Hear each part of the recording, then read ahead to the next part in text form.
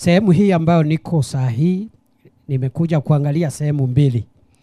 Kwanza Isiolo Kulamawe ambaye ni takriban kilomita 77 na inagharimu shilingi bilioni 8.3, na tayari lami imeanza kujengwa, na hii sehemu itakamilika ifikapo Mei mwaka wa 2027.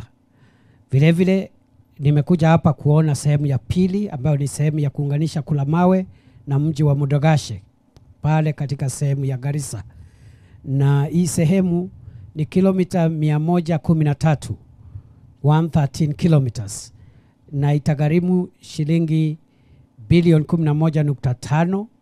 Iko na contractor tofauti sehemu hiyo, na vile vile rami imeanza kuwekwa, na nitarudi baada ya miezi mitatu ili nihakikisha kwamba kazi inaendelea kama vile imepangwa. Contractor ameniambia baada ya miezi mitatu atakuwa ameongeza katika sehemu hii ya Isiolo Kulamawe kilomita mpya 15. Kwa hivyo nitakuja kuangalia Agosti, alafu tutaendelea hivyo mpaka tukamilishe, sio sehemu hii peke yake lakini sehemu zote, na barabara ikikamilika rais atakuja kuifungua katika wakati huo. So kazi yangu ni kuhakikisha kwamba hii tunaendelea vizuri. Nimeongea na contractor, nimeongea na jamii ya hapa, nafikiri kila kitu inaendelea vizuri. Nimesema ya kwamba barabara hii itaboresha usalama, pia itaboresha uchumi wa sehemu hii ambao kwa muda mwingi imebaki nyuma kwa sababu ya kukosa